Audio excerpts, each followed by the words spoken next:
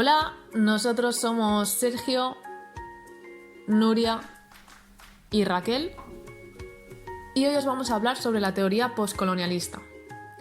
Antes que nada, empezaremos explicando qué es la colonización y qué es el colonialismo.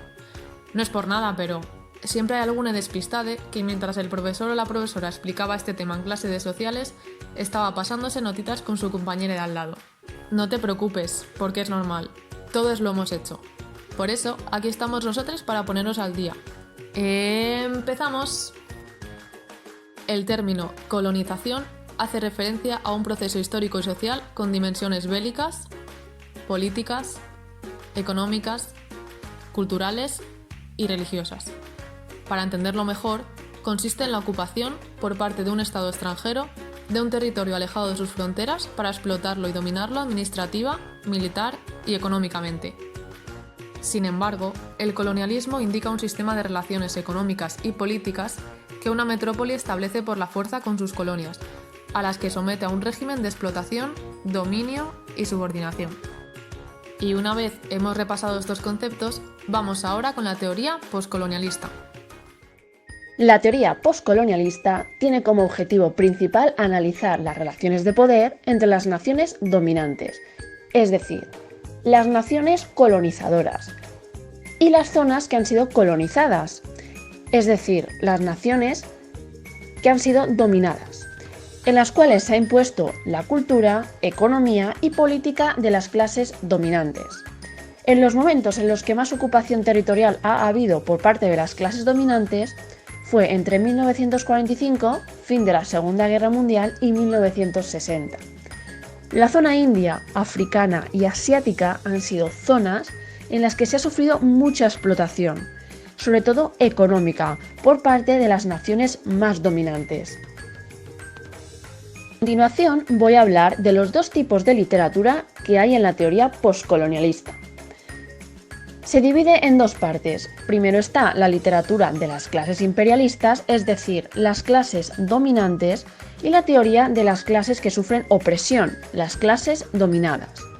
Desde el punto de vista de la literatura dominante, toman como objeto de curiosidad las clases dominadas, es decir, las tratan como si fuesen seres inferiores a ellos e irracionales, porque tienen un interés científico sobre ellos y las usan como objeto de saber.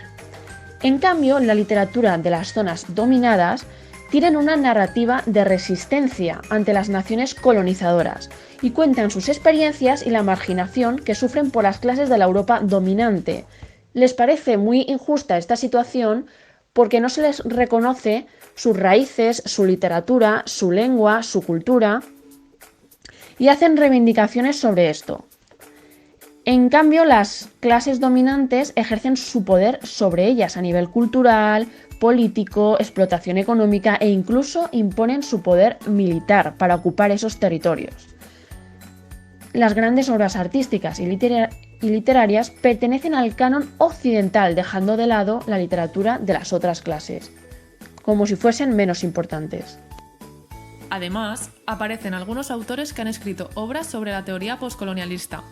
En uno de estos libros se muestra que Oriente es una invención de Occidente, y este libro justifica el motivo por el cual se cree que esto es así. Esta idea se debe a que Occidente tiene un interés científico o epistemológico sobre Oriente, como si esta zona fuese extraña o exótica.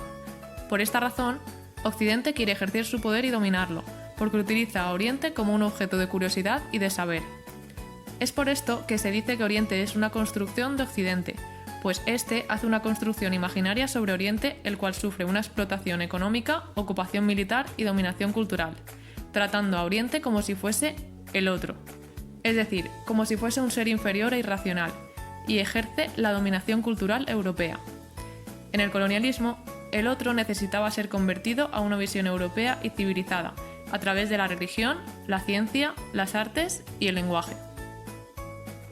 El colonialismo tenía como uno de sus objetivos principales la dimensión educacional y pedagógica. Todos conoceremos las misiones de la Iglesia para intentar educar, construir escuelas, etc. A través de esta dimensión pedagógica y cultural se vinculaba el conocimiento con las relaciones coloniales de poder. Yo tengo mayor conocimiento, por lo tanto, tengo mayor poder. Las teorías poscoloniales enfatizan en conceptos sobre todo como hibridismo, traducción, mestizaje. Esto permite concebir los espacios coloniales como resultado de una relación compleja entre colonizadores y colonizados, los cuales, tras este proceso de colonización, ambas partes se ven modificadas de una u otra manera. Por todo esto, una teoría poscultural del currículo debería centrarse en, por ejemplo, el modelo de currículo de hoy en día, porque aún está basado o moldeado por la herencia del conocimiento que se adquirió en el colonialismo. Además, por otro lado, un análisis poscolonial del currículo debería buscar formas de analizar el imperialismo económico y cultural de hoy en día, cómo este imperialismo, como estas nuevas formas de imperialismo, nos afectan y afectan a la hora de formar una identidad cultural hegemónica y uniforme. Por lo tanto, una perspectiva colonial, poscolonial, cuestiona las experiencias superficialmente multiculturales, como el 12 de octubre, el Día de la Mujer, el Día del Indio y el Día del Negro. Estas fechas conmemorativas solo abarcan una parte superficial de todo lo que conlleva esos movimientos. Una perspectiva poscolonial exige que el currículo sea multicultural, donde no haya una separación entre conocimiento, cultura y estética con poder, política e interpretación. Así que lo que se quiere conseguir desde esta perspectiva es la reivindicación de un currículo alejado de todas perspectivas que puedan provenir del colonialismo y que sea lo mayor multicultural que pueda ser y alejado de prejuicios y estereotipos, como hemos dicho, del colonialismo. Y no penséis que esto acaba aquí. Al principio del vídeo os hemos explicado qué es la colonización y qué es el colonialismo, los dos conceptos más importantes para entender de lo que vamos a hablar. A continuación, os explicaremos unos cuantos más para que acabe de quedar claro el texto. En primer lugar, el imperialismo. El imperialismo es una actitud o forma de actuación política basada en dominar otras tierras y comunidades usando el poder militar o económico. En segundo lugar, la metrópoli. La metrópoli es el término que se utilizaba en la Grecia antigua para las ciudades a partir de las cuales se crearía más tarde una colonia. Las metrópolis tenían una influencia política decisiva en las colonias y eran igualmente los centros religiosos, económicos, culturales y sociales de la religión. Y en tercer lugar, la posmodernidad. Este término fue utilizado para designar generalmente a un amplio número de movimientos artísticos, culturales, literarios y filosóficos del siglo XX, que se entienden hasta hoy, definidos en diversos grados y maneras por su oposición o superación de las tendencias de la modernidad. Como hemos dicho anteriormente, la teoría poscolonial enfatiza en conceptos como hibridismo, traducción, mestizaje. Dichos cambios se producen durante la colonización. Algunas de estas modificaciones o cambios podemos verlas actualmente en las Islas Guadalupe, que son un pequeño archipiélago de las Antillas, en el Mar Caribe. Dicha región es dependiente de Francia. Hoy en día su idioma oficial es el francés. Otro ejemplo serían las Islas Caimán. Estas islas son un territorio dependiente del Reino Unido, ubicado al noroeste de Jamaica, entre la isla de Cuba y la costa de Honduras. Su idioma oficial es el inglés y son un paraíso fiscal, lo cual tiene fuertes intereses para el Reino Unido. Por último, pero no menos importante, las Islas Malvinas. A diferencia de otras islas, estas no tienen población humana autóctona, originaria o indígena. Los primeros visitantes fueron europeos, que llegaron durante la conquista europea de América entre los siglos XVI y XVII.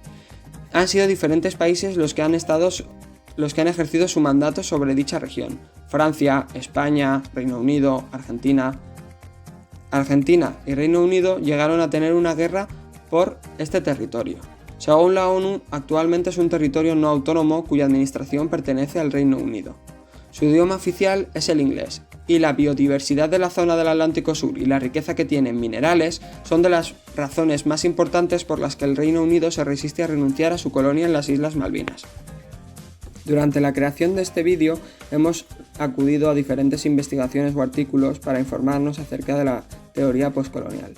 Un artículo bastante interesante escrito en 2008 y titulado Perspectivas postcoloniales sobre la acogida del alumnado inmigrante en Galiza, es súper interesante porque en este estudio se intenta reflexionar sobre la política de acogida en Galicia con la intención de ayudar en la transformación de la escuela en una institución más intercultural, justa e integradora, a partir de las bases del poscolonialismo.